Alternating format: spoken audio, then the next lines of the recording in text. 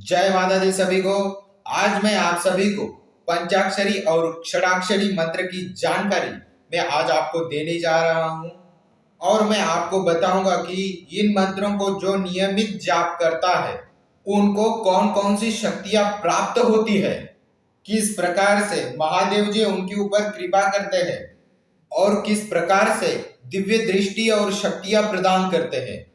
सभी शिष्य एवं दर्शक सभी से निवेदन है कि वीडियो पूरा लास्ट तक देखें। जो सिद्धि विनायक महाराज ज्ञान देते हैं वह ज्ञान कोई नहीं देगा, इस बात का विशेष ध्यान रखें। जो घर गृहस्थी लोग हैं उनके लिए भी जानकारी जरूरी है, तो वीडियो लाइक शेयर करें, वीडियो लास्ट तक देखें। देखिए, मैं आप सभी को पहले बताना चाहूंगा कि पंचाक्षरी मंत्र जो होता है नमः शिवाय होता है और जो षडाक्षरी मंत्र है वह ओम नमः शिवाय होता है और दोनों ही मंत्र एक ही कार्य करते हैं। कुछ लोग नमः शिवाय का जाप करते हैं, कुछ लोग ओम नमः शिवाय मंत्र का जाप करते हैं। जैसे आपको आपके गुरु के द्वारा बताया गया है, अगर आपको गुरु ने नमः शिवाय मंत्र का जाप करने के लिए बोला है तो नमः शिवाय मंत्र का जाप करें।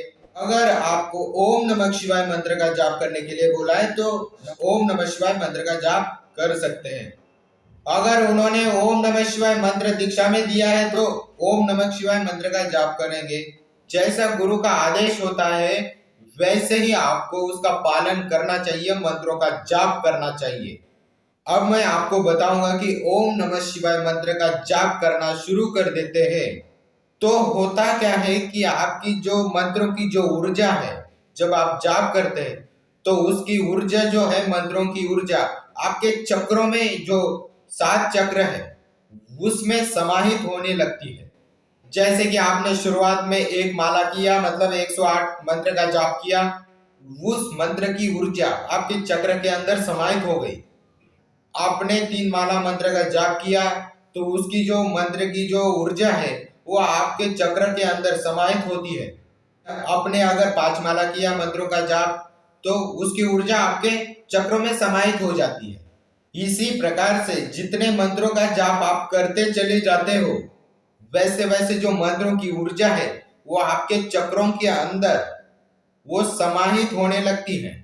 वह ऊर्जा धीरे धीरे आपके चक्रों के अंदर जब समाहित होने लगते हैं तो ऐसे ऐसे चमत्कार आपको मिलते हैं आपके जीवन में।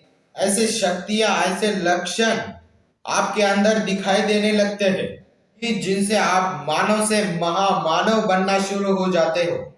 लेकिन उसमें कुछ नियम होते हैं, मंत्रों का जाप करने का विधान होता है।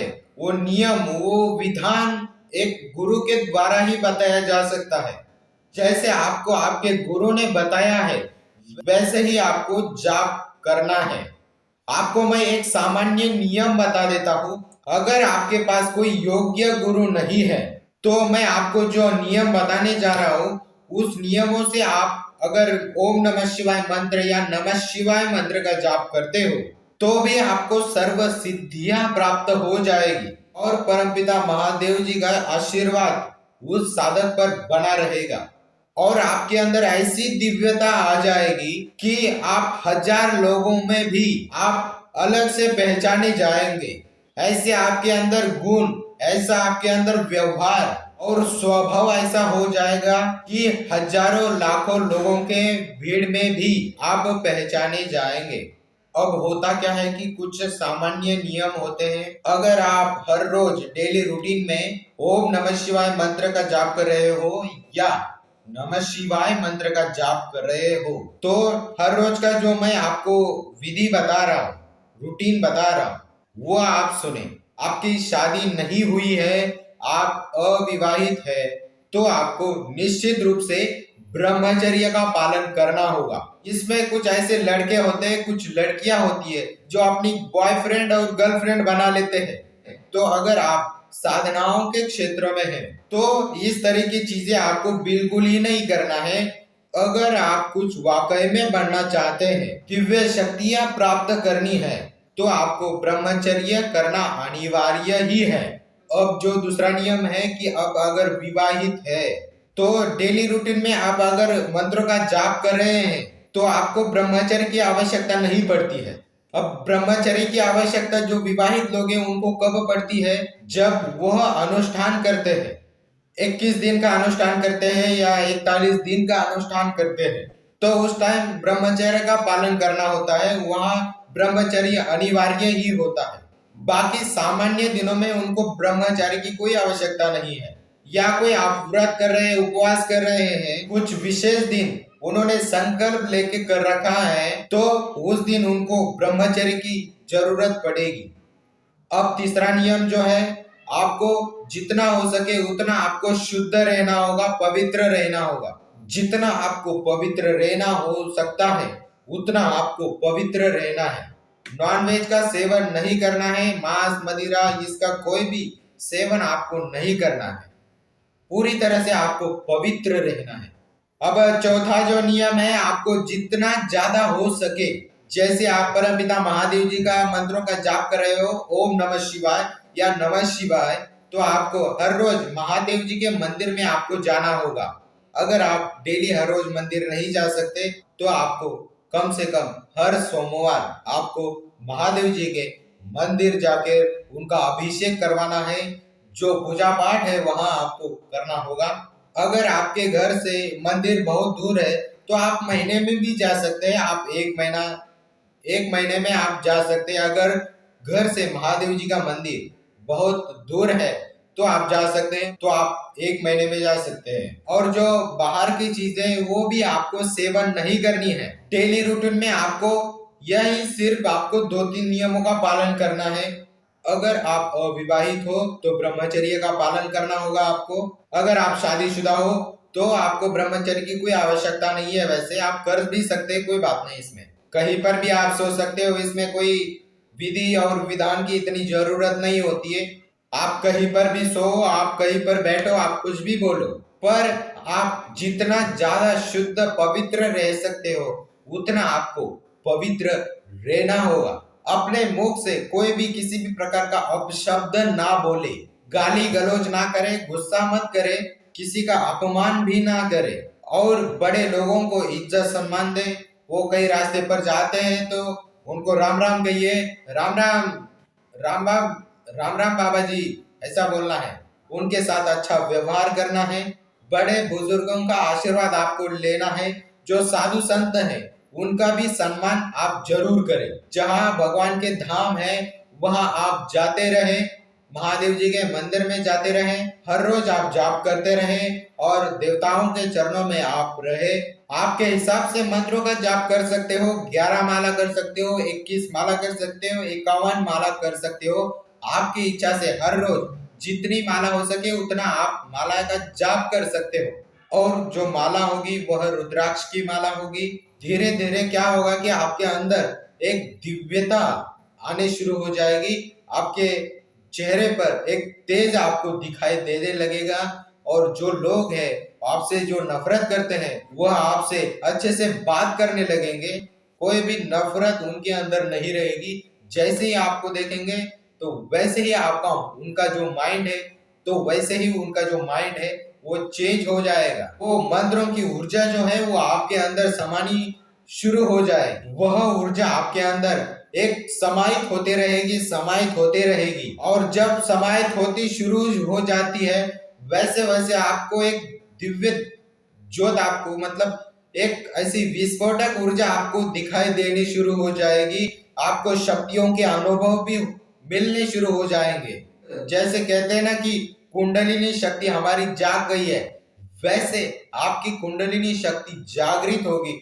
जब सातों चक्र जब जागृत होंगे तब आपको स्वयं पता चल जाएगा। धीरे धीरे जो ऊर्जा है वो साकार रूप धीरे धीरे लेने लगेगी, और जब आपकी दृष्टि खुलनी शुरू हो जाती है, कुंडलिनी शक्ति जागृत होने लगती है, तो आप कहते हैं ना कि मुझे इष्ट देव की प्राप्ति हुई, उनके दर्शन हो गए। तो वैसे वहां से ही आपको दिव्य दृष्टि प्राप्त होना शुरू हो जाती है। किसी के शरीर में प्रवेश कर जाना, दिव्य दृष्टि मिल जाना, किसी के शरीर में प्रवेश करना, तो ये जो साधक है वो कम कर सकते हैं। कम साधक होते हैं कि शरीर में प्रवेश करने वाले कम साधक होते हैं।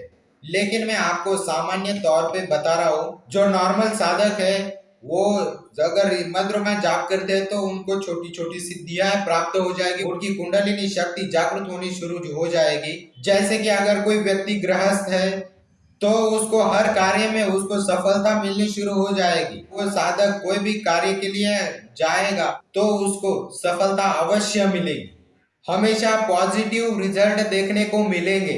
उसका जो वैवाहिक जीवन है वो सुखमय हो जाएगा, परिवार में कोई ग्रह क्लेश नहीं रहेगा, परिवार में किसी की अकाल मृत्यु भी नहीं होगी, परिवार में सामंजस्य बना रहेगा, जो कोर्ट कचहरी के जो मामले हैं उनसे आप बाहर आने लगोगे। इस तरह से आपके कोई भी नकारात्मक शक्ति आपके परिवार में, आपके घर में प्रवेश नहीं करेगी।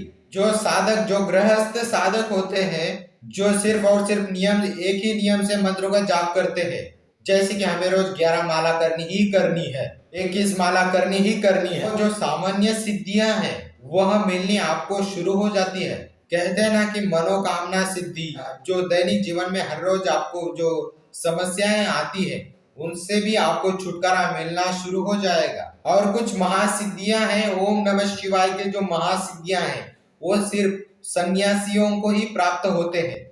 जो महासिद्धियां हैं, जो अविवाहित है, जो सन्यास लिए हैं, उनके लिए ये बहुत ही अच्छी दिव्य ऊर्जा मिलती है उनको। जो सन्यासी भोजन का त्याग कर चुके हैं उनको ये दिव्य दृष्टियां प्राप्त होती है। किसी के भी अंदर प्रवेश वो जागरूक इंसान कर सकता है, वो सन्यासी किसी भी इंसान के अंदर वो प्रवेश कर सकता है। जो कि वो अन्न जल का त्याग कर देते हैं, वह समाधि में लीन है। उन सन्यासियों को, उन साधकों को बड़े से बड़ी उनको दिव्य शक्तियां उनको प्राप्त होती है। बाकी जो सामान्य साधक है, जो साधना करते हैं, सिंपल सामान्य साधक 11 सवा 11 लाख मंत्रों के जाप करते हैं, या 5 लाख जाप कर लिया, या 11 लाख जाप कर लिया, या 21 लाख जाप कर लिया मंत्रों की, उनको भी इस तरह की सिद्धि प्राप्त होती है, परंतु उसमें ज्यादा मेहनत होती है। और जो जो साधनाएं शुरू कर देते हैं उनको पूर्वाभास हो जाता है। जो नॉर्मल साधक है, जो घर गृहस्थी चलाते हैं, वो जो नॉर्मल साधनाएं करते हैं, उनके लिए आपको पहले ही आभास होने लगता है कि कल क्या होने वाला है, इसका थोड़ा पहले आपको आभास होने लगता है। अगर कोई आपको बुरी घटना होने वाली है तो उसका आभास आपको पहले ही हो जाएगा। अगर कुछ अच्छा होने वाला होगा तो उसका आभास आपको पहले ही हो जाएगा कि हाँ आज कुछ अच्छा होने वाला है। उसकी जानकारी आपको पहले ही मिल जाएगी कि हाँ कि फलाना व्यक्ति आ रहा है मुझसे मिलने। आपको आज से देव दर्शन शुरू हो जाएंगे, सपने में देवी देवताओं के दर्शन आपको मिलने शुरू हो जाएंगे, परमपिता महादेव जी के दर्शन हो जाएंगे, उनके गणों के दर्शन हो जाएंगे।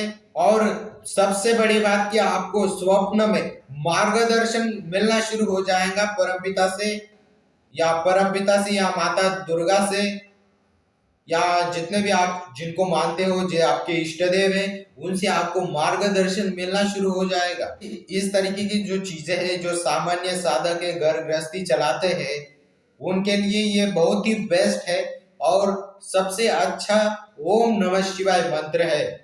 जो घर गृहस्थी चलाते हैं उनके लिए चमत्कार दिखने शुरू हो जाते हैं कि आप सोच भी नहीं सकते। यह सब आपको तभी प्राप्त होगा कि जब आप ओम नमः शिवाय या नमः शिवाय मंत्र का आप जाप करेंगे। लेकिन आपको आपके गुरु पे विश्वास रखना होगा और उसके साथ ही आपके इष्ट पर, कुल देवता पर, मंत्रों पर आपको विश्वास रखना पड़ेगा, तभी ये कार्य संभव हो पाएगा। और सात्विक ऊर्जा आपको, एक परमपिता महादेव जी की ऊर्जा आपको दिखाई देने लगेगी और उनके दर्शन हो भी सकते हैं अगर आपने मंत्रों के विश्वास से अगर आपने कर लिया। अगर विश्वास से आपने कर लिया तो इसका 100% मैं गारंटी देता हूँ कि इसका लाभ अवश्य होगा। आपको यह जानकारी आपको पसंद आई होगी, और अगर पसंद आई होगी तो वीडियो को लाइक करें और चैनल को सब्सक्राइब करके उसके घंटी के निशान को ऑल पर सेट करिए ताकि आपको हर रोज नई वीडियोज मिल सके। ओके, चलिए ठीक है। जय माता दी, जय महाकाल, जय गुरुदेव।